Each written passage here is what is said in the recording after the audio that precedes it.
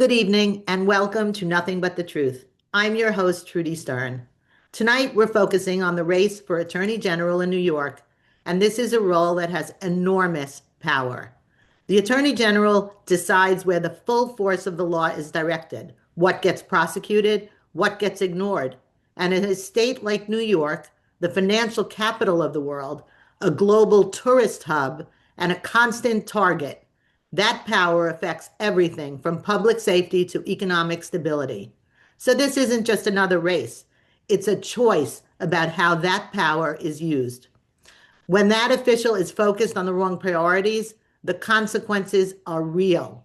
Our current Attorney General, Letitia James, made it clear from the start that going after Donald Trump would be a central focus.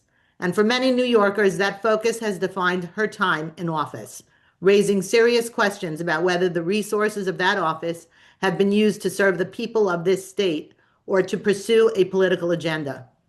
This race is about refocusing that office on protecting New Yorkers and enforcing the law where matters most. That brings us to our guest tonight. Saritha Komatireddy is a nationally respected former federal prosecutor and national security leader who has spent her career protecting New Yorkers from terrorism, cyber threats, drug cartels, and major fraud. She prosecuted members of Al Qaeda and ISIS in the U.S. Attorney's Office, served as chief of staff at the DEA, was nominated to be a federal judge in 2020, and clerked for Brett Kavanaugh. She's now running for Attorney General to bring that focus back, using the law to protect people, not politics. Saritha, welcome to Nothing But the Truth. We're really looking forward to getting to know you and your priorities. Thank you, Trudy. Thank you for that great introduction. First of all, did I pronounce your name right? Tell us your name. Absolutely.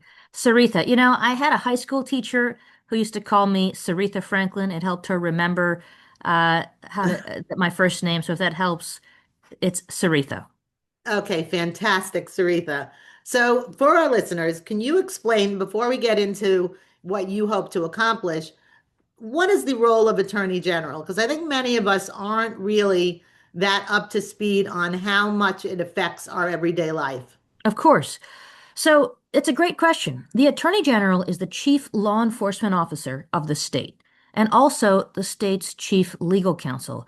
What that means is the Attorney General makes decisions every day that affect the lives of New Yorkers. It affects your safety and it affects what you are seeing and what you are doing every day.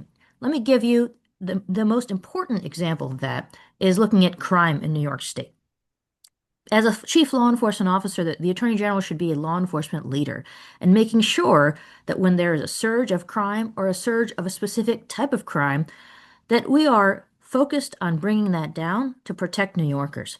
Right now in New York, we see terrible transit crime. 9 people have been pushed on the New York City subways over the last 3 months alone, just in 2026. The Attorney General says nothing about it. But that's not just an important crime, it's a preventable crime. We know how to stop transit crime. You have to make sure criminals don't go into the subways. And we can do that by stopping them at the gates. However, we don't in New York City actually enforce fare evasion, turnstile jumping. And so we're not stopping at the gates. The Attorney General can put a stop to all of that. If I'm Attorney General, on day one, I'll create a transit crime strike force to enforce the laws in transit crime, stop people at the gates so that the folks using mass transit aren't in danger. For people who aren't in the New York City subways, folks who are driving cars in the Hudson Valley, in Long Island, upstate in North Country and Southern Tier in Western New York, there's another problem. Car thefts in New York are through the roof. They've doubled since 2019. They've tripled in Western New York. They've quadrupled in Rochester. And the thing about that is it makes you less safe. It also makes things more expensive because car thefts are so high. Car insurance is high.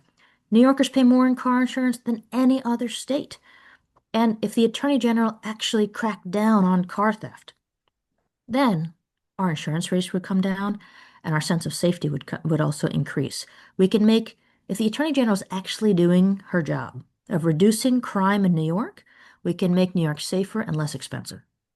Okay, so those are two very, very important things that I think all of us are interested in doing. But I think another thing that's happened recently is the amount of hate crimes that we see. So, hate crimes, what's going on the college campuses, Columbia University, NYU, and the other colleges in New York.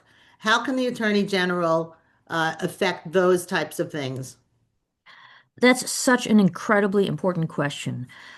I think, Trudy, you and I discussed this before. I mean, hate crimes in New York have doubled under Letitia James's watch, and no one has felt that more than Jewish New Yorkers. Even though Jewish New Yorkers they constitute about 10% of the state's population, they face more than half of the state's hate crimes. It's awful. The anti-Semitism is through the roof.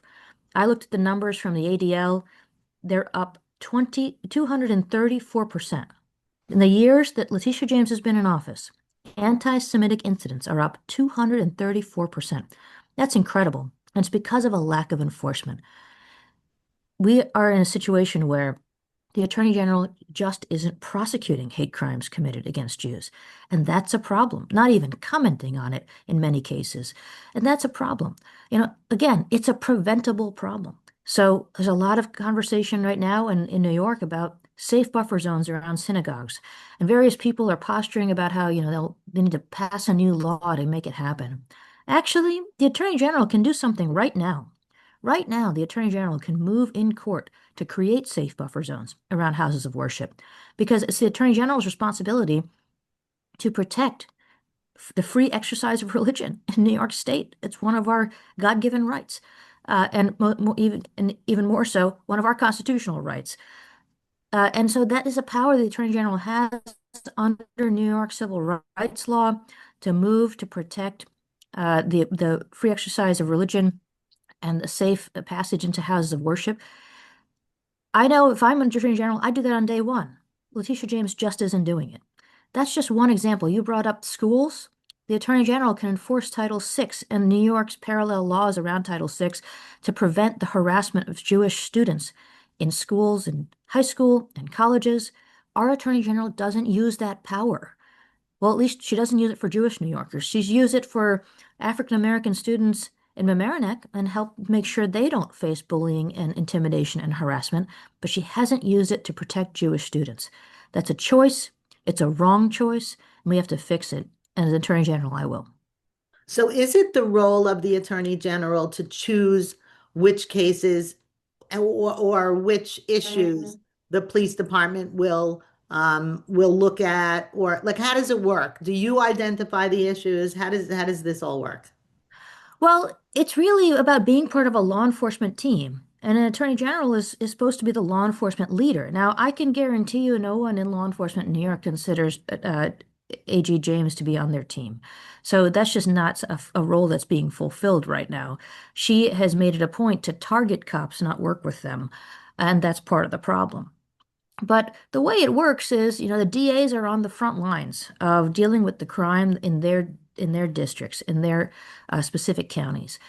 And that's an incredibly important role. The reality, as I've seen going around the state, I've gone county by county, I've held law enforcement roundtables with sheriffs and DAs and others, and I've seen there are some great DAs out there who are doing the best they can, but they may be under-resourced in some ways. The Attorney General, if she's paying attention to crime, can help because the New York Court of Appeals, the highest court in our state, has said you can take assistant attorneys general and designate them as special ADAs, send some reinforcements to the DA's office to beef up their resources and help them go after the threats in their counties.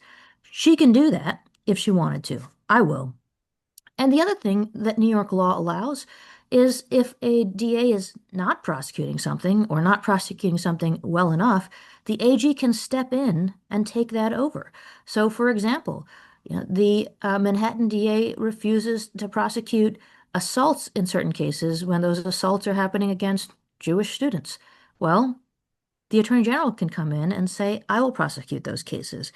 That's allowed under New York Executive Law 63 based on a referral from either the governor or a state agency head. So, and And there's also, in addition to everything I just said, sending in reinforcements, stepping in when DAs won't prosecute, there's all kinds of additional responsibilities that the Attorney General has under New York law that have been passed over the years and are what we call original jurisdiction. The Attorney General has the responsibility of overseeing every nonprofit in New York State. The Attorney General has the responsibility to go after discrimination. There are so many areas that the Attorney General can influence. And it's incredibly important that we actually have someone in that office who wants to do the real job and not play politics on a national level. Incredible. You are all listening to Saritha. Now, tell me how you pronounce your last name. Komatireddy. Komatireddy. You Saritha got it. Komatireddy, who is running for Attorney General against Letitia James. You really sound like, we need you in that job. But tell us about your background. Oh, sure, happy to. So my parents came from India. They came to New York in the 1980s when Reagan was president. They were both doctors by training, so they got their medical training at Coney Island Hospital in Brooklyn, New York, and I was born in Brooklyn. And moved around a little bit growing up, various places in the Midwest, but I came back east for my education. I went to Harvard College, Harvard Law School. And then I decided a few years later to come back to New York to become a federal prosecutor because I wanted to prosecute terrorists to make sure that something like 9/11 would never happen again. And that's what I did. I prosecuted leaders in Al Qaeda and ISIS. I was asked to become narcotics chief, so then I prosecuted leaders in the Mexican drug cartels. And then I was asked to become chief of staff of the DEA, the Drug Enforcement Administration. And throughout that time, my entire career was dedicated to keeping people safe in New York and beyond, across America. So that's sort of where I come from. Um, that is a remarkable trajectory. The question I have is, you're currently a partner in a law firm, correct? I am. That's right. Okay. So seeing the direction that New York has gone, safety in New York has deteriorated over the last 5 years, gotten worse and worse, and seeing that it just became clear to me that someone needed to step up to fix it. That we really need to have a prosecutor in charge as Attorney General who's focused on keeping New Yorkers safe and focused on tackling the problems that New Yorkers are actually facing every day that affect their lives.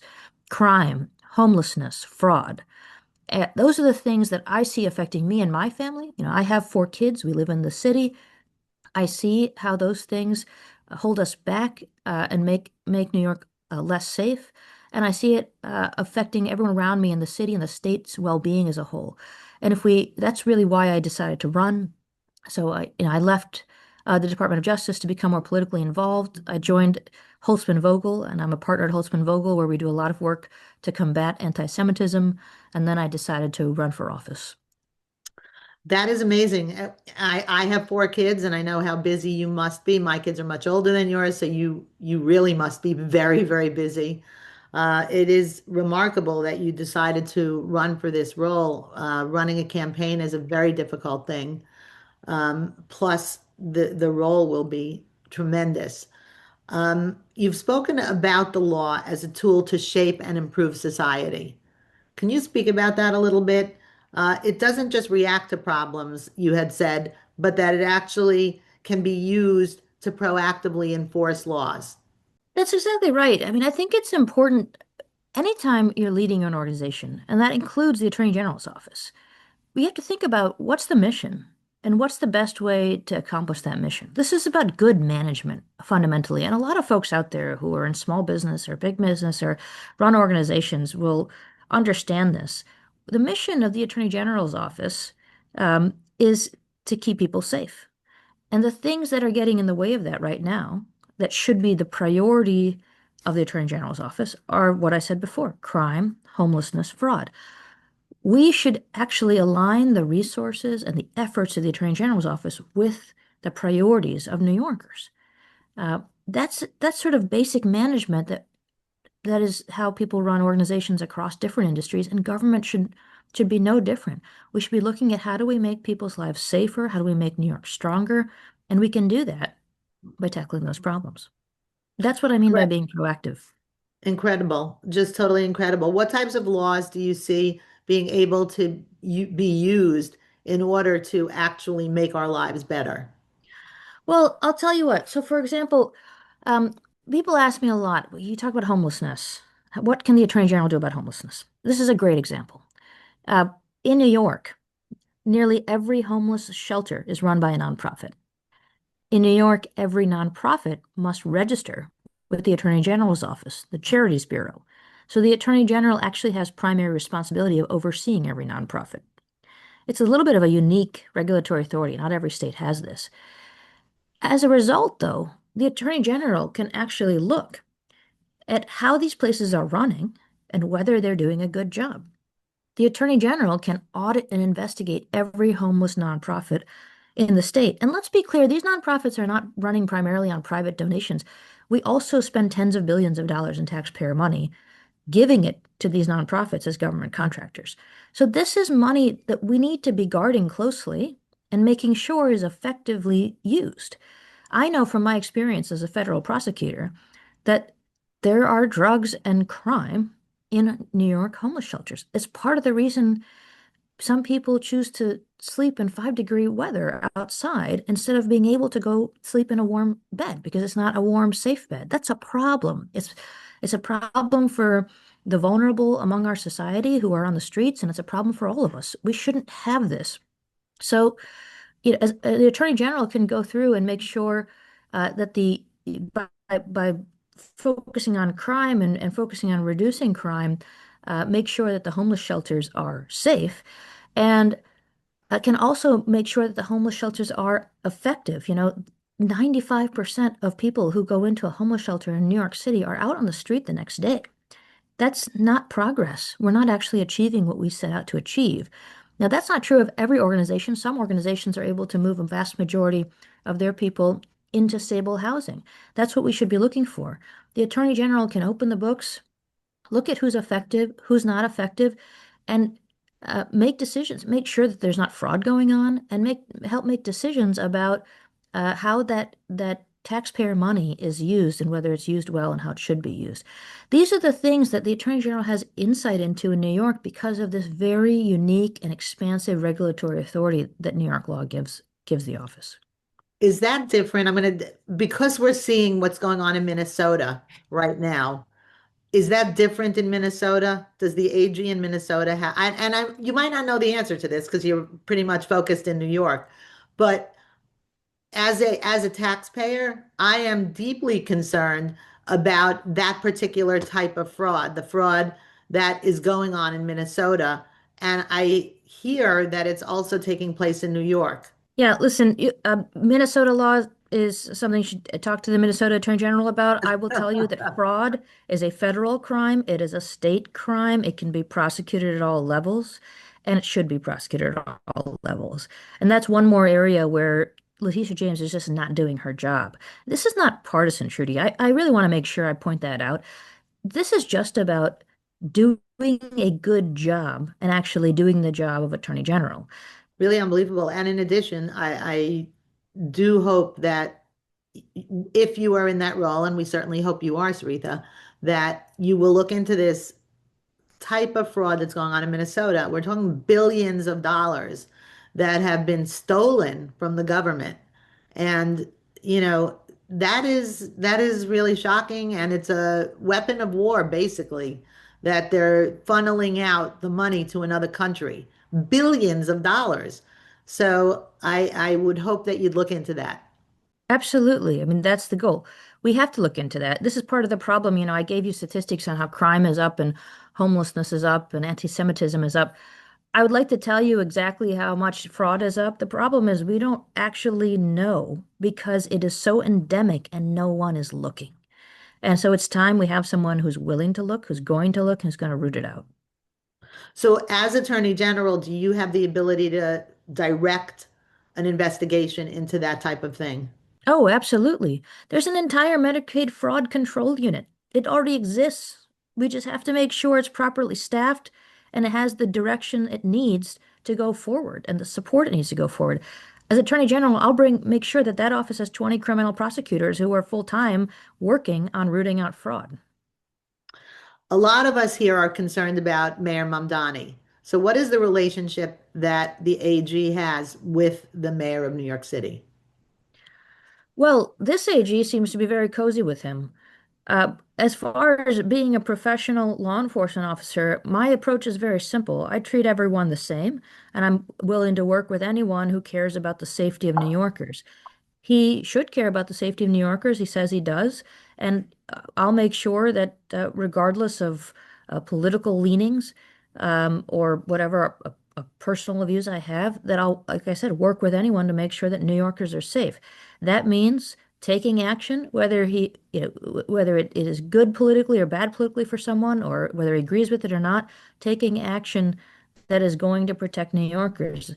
Implementing safe buffer zones, I understand he's against it, but that is really not relevant. The Attorney General is an independent, statewide elected official. And so the way I look at it is you have an independent obligation to protect every New Yorker. And it's not about political alliances. Now, that's not true of Letitia James. For her, everything's about politics. But for me, it's about enforcing the law, regardless of race, religion, and politics. Amazing. It would be so refreshing to have somebody in the role that actually cares about New York and New Yorkers and not politicizing. So that would be so refreshing. If you were Attorney General, what would be your top priorities day one? And how would that differ from what we're seeing now?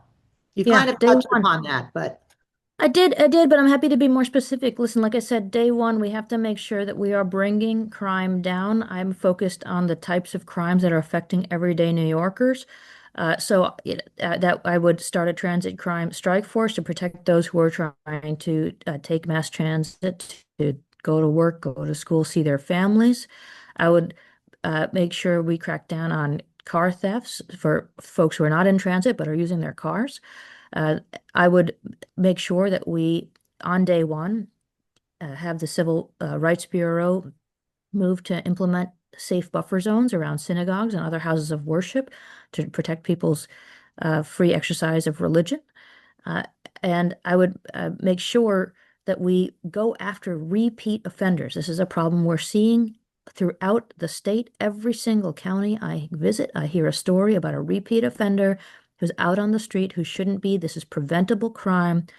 We are going to make sure we focus on that. We get the DA's offices the resources they need, step in where needed, and make sure that we actually get the repeat offenders off the streets and into prison.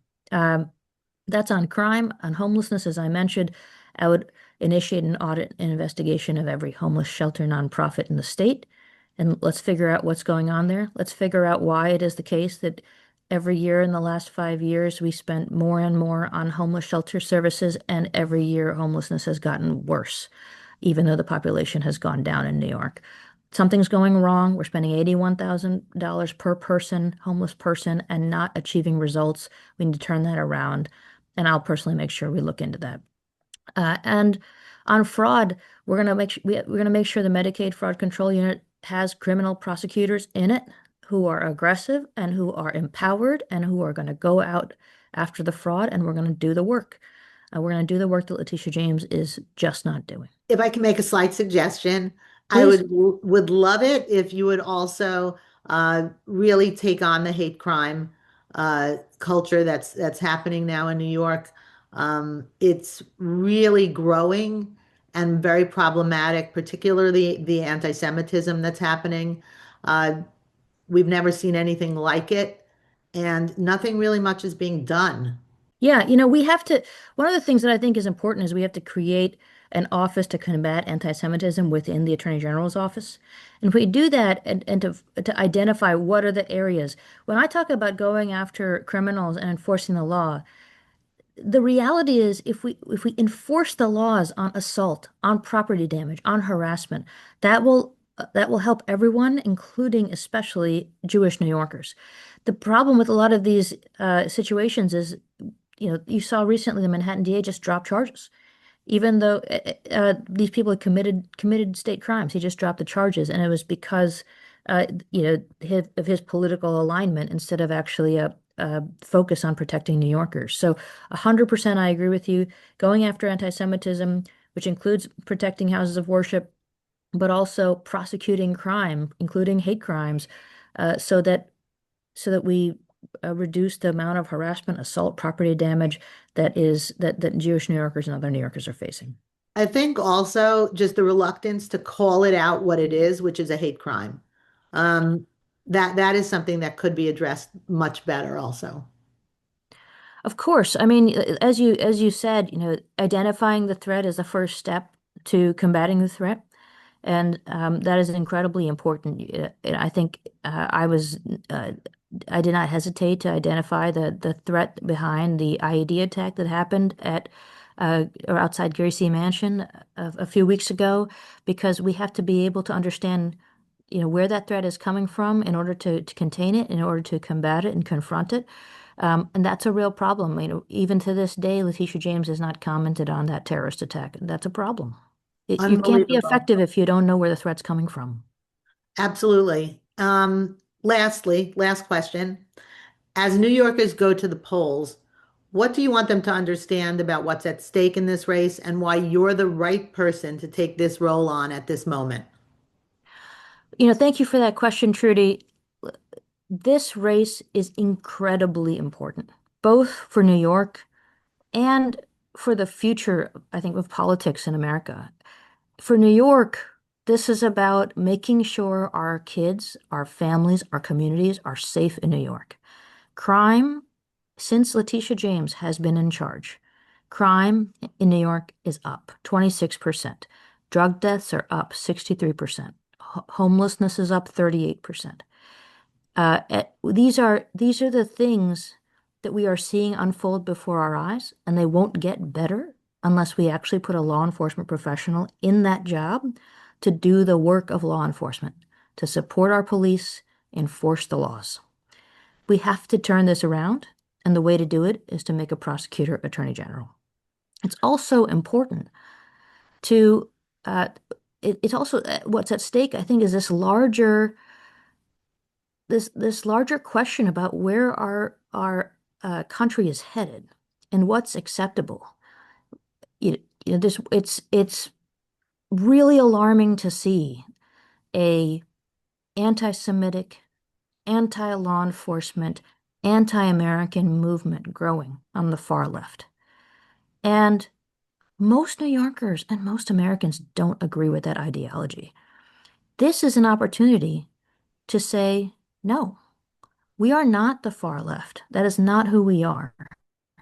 This race is an opportunity to check that strain of politics and moderate what is happening in the Democratic Party and push back before it is too late, before it grows not just from the city, but throughout the state and from the state throughout the country.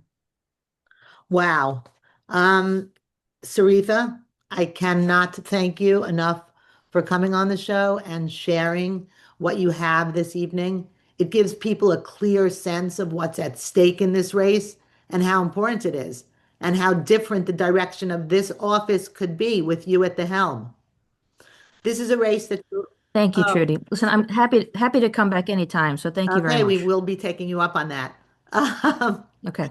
This is a race that truly matters. It's about restoring focus to an office that plays a critical role in protecting the people of this state and upholding the law fairly and consistently. Saritha, I want to thank you not just for joining us tonight, but for stepping forward to take on this challenge. Based on your experience and everything you've shared, I have no doubt that you would bring the kind of leadership, strength, and integrity that New Yorkers deserve in their Attorney General. We wish you the very best of luck in this race. And everyone, I just want you all to remember that name, Saritha Komatireddy. Did I say that right? Komatireddy. If it helps, I was recently meeting with someone, and he said, "You know how I remember it? Come on already. It's time to elect Oh, Saritha Komatireddy." that's great. Saritha, come on already. Okay, fantastic. Okay, we wish you the very best of luck in this race. We will be taking you up on your offer to come back. Um, to our listeners, thank you so much for joining us. This has been Nothing But the Truth with Trudy Stern and our very special guest, Saritha Komatireddy, who is You running got for, it. I got it, who's running for Attorney General of the state of New York. We wish you the best of luck. You can catch us every Thursday at 9:30 p.m. on the radio. If you've missed any part of this show or want to listen to any of our past episodes, you can find Nothing But the Truth wherever you get your podcasts. Until next time, stay strong, stay informed, and keep seeking nothing but the truth.